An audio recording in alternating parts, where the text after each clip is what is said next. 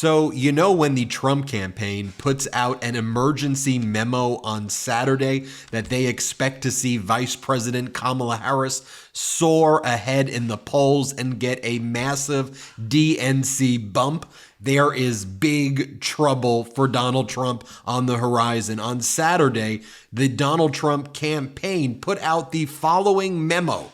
They wrote, "Post-DNC, we will likely see another small, albeit temporary, bounce for Harris in the public polls. Post-convention bounces are a phenomenon that happens after most party conventions." Can we pause there? It didn't happen after yours. Notable. They go on to say in 2016, Trump and Hillary Clinton both got an average 2-point bump after their conventions. Back in 1992, Bill Clinton got an 8-point bounce, while that same year, George H.W. Bush got a 5-point bounce. While they vary, the usual range is somewhere between 1 and 4 points, according to a report by 538. Hey, Trump campaign, why aren't you mentioning this year? Isn't Donald Trump running this year? So what is Donald Trump doing this morning? It's the only way he knows how to cope. Post weird AI images of himself over and over again, especially if you put him on a lion or you do some QAnon references. That's how Donald Trump likes to deal with bad news, because that is who he is. Here's what he posts. He posts this image right here. It says, "There's only one candidate who can make America great again, and it's Donald Trump sitting on an AI lion. There is only one candidate who can do it." What a bizarre photo. Then Donald Trump posts this QAnon post, "Trump or communism." And you see right there the lightning, and all of that imagery in the background is a dog whistle or perhaps a dog bullhorn to QAnon for the storm is coming, which is the kind of QAnon way of saying that Donald Trump will conduct public mass executions on Capitol Hill. So how does Donald Trump cope as well with these things? Well, he copes by sending email. This morning, he sent one at 3:42, one at 6:30, and one at 9:26 a.m. They all combine a variation of grift and love bombing. Like, here's the love bombing that he does to his supporters. "I subscribe to these emails so you don't have to, and trust me, you don't want to." Donald Trump goes, "Fear not, Ben, I love you. Fear not, I love you, Ben. Okay. Here's a mug. Buy my mug because I love you." Well, that's very odd. How about this one right here? "Since there has been a huge wave of new Trump supporters since the DNC convention ended, I want to offer you something very special, Ben. I want you to have a limited edition gold MAGA hat. It's what you've always been never asking for." And then here, Donald Trump at 6:30 a.m. goes, "Thank you, Robert." He goes, "Message from Trump. Thank you, Robert. RFK Jr. just gave me his complete and total endorsement. Together, we know just how dangerous a Kamala presidency would be. More war. She wants World War III, more censorship.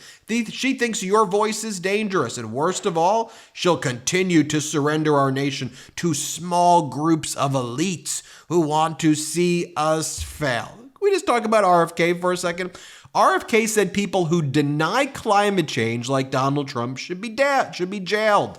RFK said he believes in unrestricted abortion. RFK said he wants gun control. He said the NRA is a terrorist organization. RFK said that Donald Trump caused the 2020 riots. RFK said that the vaccine in Trump's Operation Warp Speed would kill millions and was akin to a Holocaust. And he said that Donald Trump gutted the EPA and gave tax cuts to the wealthy. And by the way, what has Donald Trump said about RFK? Oh, Donald Trump said, "I'd take Biden over RFK because our country would last a year or two longer prior to collapse with Biden." his views on vaccines, referring to RFK, are fake, as is everything about his candidacy.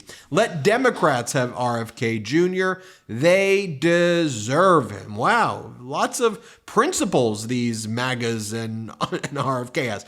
Of course, I'm being sarcastic here. By the way, my brother sent me this meme. Shout out to this CB account that posted it. Here's J.D. Vance reaching out to voters. Hi, I'm J.D. Vance. I'm running for VP. How long have you been peeing? Hey everyone, Ben Meiselas here, co-founder of the MeidasTouch network. I hope you are enjoying that video. I just wanted to take a quick break to talk to you about climate change. You know, we've been spending a lot of time here on the MeidasTouch network highlighting the importance of addressing climate change with common sense policy. And with the DNC concluding, I wanted to highlight Congressmember Maxwell Frost's speech at the DNC. Of course, he's the youngest member in Congress right now at age 27, and he spent his time at the DNC focusing on environmental issues. Let's play it. Fighting the climate crisis is patriotic. And unlike Donald Trump, our patriotism is more than some damn slogan on a hat. It's about actually giving a damn about the people who live in this country. Because when you love somebody, you want them to have clean air. When you love somebody, you want them to have safe drinking water. And when you love somebody, you want them to have a dignified job. And so, America, it's simple. Let's get to work and elect Kamala Harris and Tim Walz for our planet, for our future, for our present, and for our people. God bless.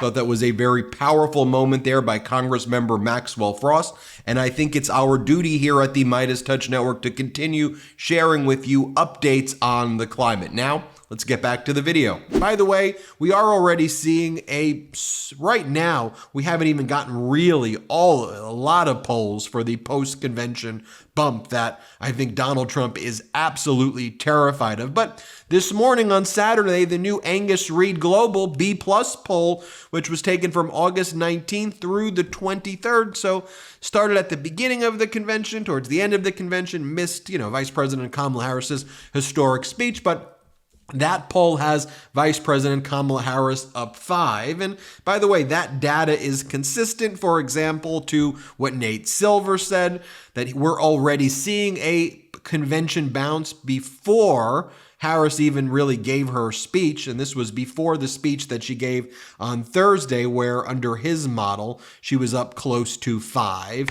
On the 538 model, she's up around 3.6 to 4, and they have her favored out of 100 times where they model the election. They have Harris winning 58 times out of 100. But look, folks, polls don't vote, people do. And I've always long believed, by the way, that these polls are not all that accurate. You know that. One of the data points that I have for this, by the way, is every single election that's taken place recently. But specifically, let me just give you one example. The 538 polling average in Michigan for the Michigan primary that took place in the past 6 months. This is fresh data. Think about this. It was off by 15 points. It overstated, the poll overstated Donald Trump's performance by 15. Trump underperformed the 538 poll by 15 points, 1-5. The poll showed more support for him than he had. So while Donald Trump's campaign is now spending the weekend saying that they are expecting Vice President Kamala Harris to surge ahead in the polls post-convention, that's kind of different, though, than what Trump and J.D. Vance are saying out there. For example, J.D. Vance claimed that the polls are all rigged when he went on Fox recently. Play this clip. How does that not line up, then, with another poll we got out this morning, Washington Post, ABC? They're giving the vice president nationally a 4 to 5 point lead. Those are new numbers. So if you think the momentum is not swinging, or your internal polls are suggesting differently, every other poll that's been released has shown great momentum in her direction. You know, Shannon, I think there are a lot of polls that actually show her stagnating and leveling off. Of course, ABC Washington Post was a wildly inaccurate pollster in the summer of 2020. And look, if you see the numbers that we're seeing and you actually talk to the American people, I feel extremely confident that we're going to be in the right place come November. We can't worry about polls. We have to run through the finish line and encourage everybody to get out there and vote. But our message is going to be very simple. If you want to get back to the peace and prosperity, the rising take-home pay, Donald Trump delivered it once and he can do it again. If you want to double down on the failed policies that have delivered higher food prices and higher housing prices, well, Kamala Harris has been vice president for 3.5 years, and I guarantee she's going to make the problem worse if the American people give her a promotion. So the thing we have to remember, one final point, let me just say one final point on this, Shannon, because I think it's important. Consistently, what you've seen in 2016 and 2020 is that the media uses fake polls to drive down Republican turnout and to create dissension and conflict with Republican voters. I'm telling you, every single person who's watching this, the Trump campaign is in a very, very good spot. We're going to win this race. We just have to run through the finish line. Jesse Waters on Fox said that they are juicing the polls and that the polls are fake. Glowing endorsement. So this is just another hoax, Walz. And the media is just going to protect and elect this guy. And they're juicing the polls. I just found out this country identifies R+2. And all the polls we've been seeing with Kamala doing so well, their samples, R+7, R+8, R+4. These are fake polls. Trump's going to kill her.